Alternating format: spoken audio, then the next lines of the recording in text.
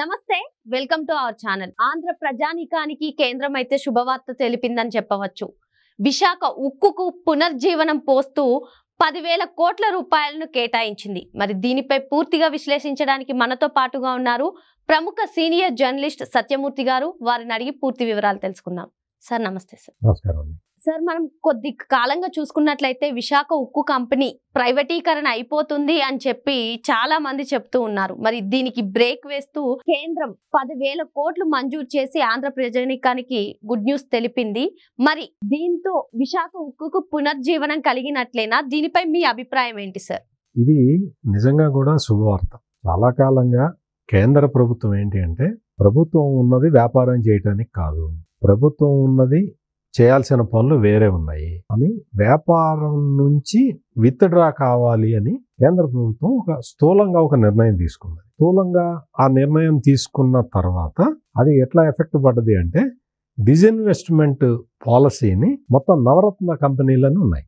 అవి చాలా ప్రాఫిటబుల్ కంపెనీలు, ప్రాఫిట్ మేకింగ్ కంపెనీలు, దేశ ఆర్థిక వ్యవస్థకి చాలా ఒక మూల స్తంభాల్లాగా ఉన్న కంపెనీలు అన్నమాట, పబ్లిక్ అండర్టేకింగ్స్. చివరికి ఏమైంది అంటే, కేంద్ర ప్రభుత్వం బిజినెస్ నుంచి విత్డ్రా కావాలి అన్న నిర్ణయం తీసుకోవటంతో ఈ నవరత్న కంపెనీల నుంచి కూడా పెట్టుబడులు ఉపసంహరణ చేయాల్సిన పరిస్థితులు ఏర్పడ్డాయి. సో ఇందులో భాగంగానే విశాఖ ఉక్కు నుంచి కూడా ప్రభుత్వం వైదొలగటానికి సిద్ధపడ్డది. ఇది మామూలు బ్రాడ్గా జరిగింది. ఇక్కడ మామూలు మిగిలిన కంపెనీల సంగతి వేరు.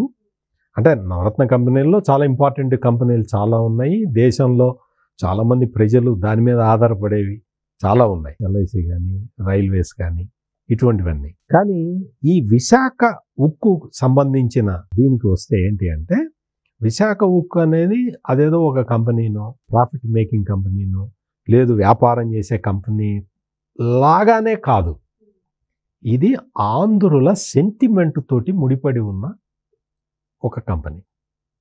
విశాఖ ఉక్కు ఆంధ్రుల హక్కు అనేది నినాదం. ఆ నినాదంతో ఉద్యమాలు జరిగినాయి.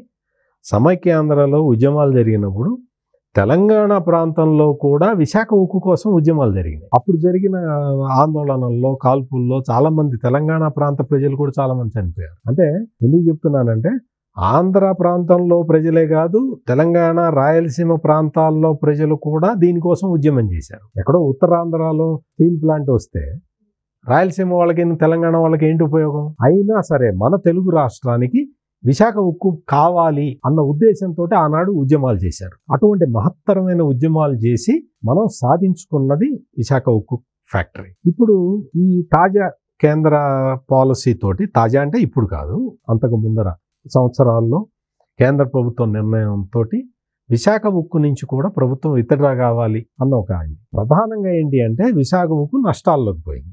నష్టాల్లోకి పోవటం అంటే మామూలు నష్టాల్లో కాదు, 35,000 కోట్ల రూపాయల నష్టంలోకి జారిపోయింది. దాన్ని ఎట్లా రివైవ్ చేయాలి?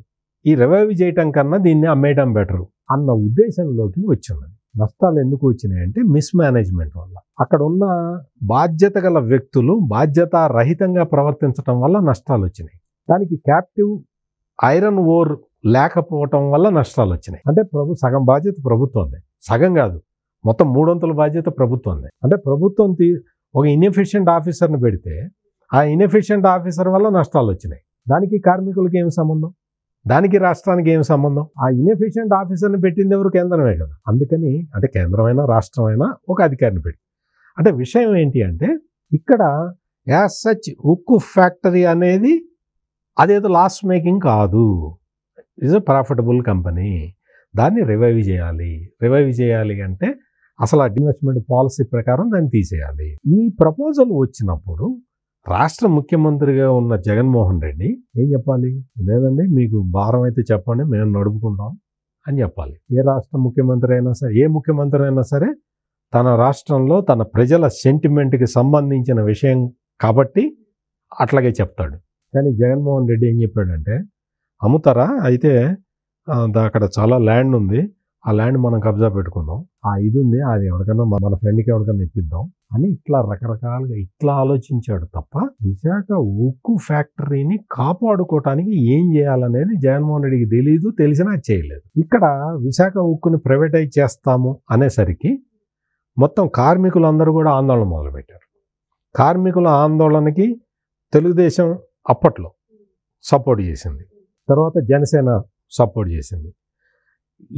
ఈ ఉద్యమం పెరిగి పెద్దదవుతున్న తరుణంలో జగన్మోహన్ రెడ్డి ప్లాన్ చేసి ఒక కుట్రపూరితంగా విజయసాయిరెడ్డిని పంపించాడు. మొత్తం ఆ ఉద్యమంలో మేము కూడా విశాఖ ఉక్కు ప్రైవేటు కాకుండా కాపాడుతాం అని చెప్పి వాళ్ళు కూడా వచ్చారు. వాళ్ళకి చేయాల్సిందే వాళ్ళు కదా, కానీ అప్పుడు చేయకుండా ఉద్యమం పేరుతోటి ఉద్యమాన్ని హైజాక్ చేద్దామని విజయసాయిరెడ్డి విశ్వప్రయత్నం చేశాడు. అంటే కపట రాజకీయాలు తప్ప విశాఖ ఉక్కుని కాపాడటానికి చిత్తశుద్ధితోటి జగన్మోహన్ రెడ్డి ఏ రోజు అసలు ప్రవర్తించలేదు. ఆ తర్వాత కాలంలో ఏం జరిగింది, మొత్తం వచ్చారు, అక్కడ ఉద్యమం జరిగింది. ఇదంతా జరుగుతున్న సమయంలో ఎలక్షన్లు వచ్చేసినాయి, అధికార మార్పిడి జరిగింది, కూటమి ప్రభుత్వం అధికారంలోకి వచ్చింది. తెలుగుదేశం పార్టీ మొదటి నుంచి కూడా విశాఖ ఉక్కు ఫ్యాక్టరీని ప్రైవేటైజ్ చెయ్యనివ్వము అనే చెప్పింది. నిజంగా కూడా చాలామంది ఏమనుకున్నారంటే కేంద్రం ఒకసారి నిర్ణయం తీసుకున్న తర్వాత ఆ నిర్ణయాన్ని మార్చే శక్తి తెలుగుదేశం పార్టీకి ఉంటుందా అని చాలామంది అనుకున్నారు కూడా. లేదు, మేము చేసి చూపిస్తామని చెప్పి ఆ రోజు చెప్పారు. ఇక్కడ మనం ముఖ్యంగా గమనించాల్సింది ఏంటి అంటే అధికారంలోకి వచ్చిన తర్వాత తెలుగుదేశం పార్టీ ఆ విషయాన్ని వదిలేయలే. ఆ రోజు నుంచి దాన్ని పట్టుకొని కూర్చునే ఉంది. ఈ మొత్తం ఈ 6 నెలల కాలంలో కేంద్ర ఉక్కు గనుల శాఖ మంత్రి హెచ్డి కుమారస్వామి 3 సార్లు విశాఖపట్నం తీసుకొచ్చింది, చూపించింది, అక్కడ ఉన్న పరిస్థితులను అవగాహన కల్పించింది. కుమారస్వామి అంటే గనుల శాఖ మంత్రి కేంద్ర ప్రభుత్వానికి మళ్ళీ వెళ్ళి వాళ్ళ పాలసీని మార్చుకునేలాగా చేశాడు. ఆయనకి అంత ఫీడ్బ్యాక్ ఇచ్చింది రాష్ట్ర ప్రభుత్వం. తెలుగుదేశం పార్టీ చిత్తశుద్ధి ఆ విధంగా వర్కౌట్ చేసింది. ఆ విధంగా వర్కౌట్ చేసిన తర్వాత కొన్ని రోజులు అయిన తర్వాత జగన్మోహన్ రెడ్డి టైంలో ఏంటంటే బ్లాస్ట్ ఫర్నెస్లన్నీ ఒక్కొక్కటి మూసుకుంటూ వచ్చారు. కూటమి ప్రభుత్వం అధికారంలోకి రాగానే 3 నెలల్లోనో 4 నెలల్లోనో 2వ బ్లాస్ట్ ఫర్నెస్ ఓపెన్ చేశారు, మళ్ళీ తిరిగి ప్రారంభించారు. అంటే మళ్ళీ రివైవల్ అప్పుడే స్టార్ట్ అయిపోయింది. లేటెస్ట్గా ఏంటి అంటే మొత్తం 10,300 కోట్ల రూపాయల రివైవల్ ప్యాకేజీని కేంద్ర ప్రభుత్వం విశాఖ ఉక్కుకు డిక్లేర్ చేసింది. అంటే తెలుగుదేశం పార్టీ పర్టికులర్గా ముఖ్యమంత్రి చంద్రబాబు నాయుడు ఎంత కృషి చేసి ఉంటాడు, ఎన్ని రకాల ప్లాన్లు వేసి ఉంటాడు, వాళ్ళని కేంద్ర ప్రభుత్వం తీసుకున్న పాలసీని మార్చుకోవటానికి ఎంత కన్విన్స్ చేసి ఉంటాడు, ఎంత శ్రమపడి ఉంటాడు అనేది మనం ఒక్కసారి ఈ సందర్భంగా మనం ఆలోచించుకోవాల్సిన అవసరం ఉంది. ఈ రోజున మనం ఇంత సంతోషంగా కూర్చొని మాట్లాడుకుంటున్నాం. విశాఖ ఉక్కుని మళ్ళీ పునరుజ్జీవింప చేయటానికి 10,300 కోట్ల రూపాయల రివైవల్ ప్యాకేజీ వచ్చింది అని మనం ఇంత ఆనందంగా చెప్పుకుంటున్నాం. ఈ ఆనందం వెనక చంద్రబాబు నాయుడు కృషి ఎంత ఉందనేది కూడా మనం ఆలోచించుకోవాల్సిన అవసరం అయితే ఉంది. ఇప్పుడు ఈ రివైవల్ ప్యాకేజీ వచ్చినంత మాత్రాన సరిపోదు. ఇప్పుడు విశాఖ ఉక్కు ఫ్యాక్టరీ కార్మికులందరూ కూడా చిత్తశుద్ధితోటి పనిచేయాల్సి ఉంది. ఫ్యాక్టరీని ప్రైవేటైజ్ చేయడం ఆగిపోయింది, రివైవల్ మొదలైంది. ఈ రివైవల్లో ప్రధాన పాత్ర పోషించాల్సింది కార్మికులు చిత్తశుద్ధితోటి ప్రయత్నం చేయాల్సి ఉంటుంది. కార్మికులు చిత్తశుద్ధితోటి పనిచేసి మేనేజ్మెంట్ ఏదన్నా తప్పులు చేస్తున్నా కానీ ఎత్తి చూపాల్సిన అవసరం ఉంది. మేనేజ్మెంట్ వల్లే నష్టాలు వచ్చినాయి.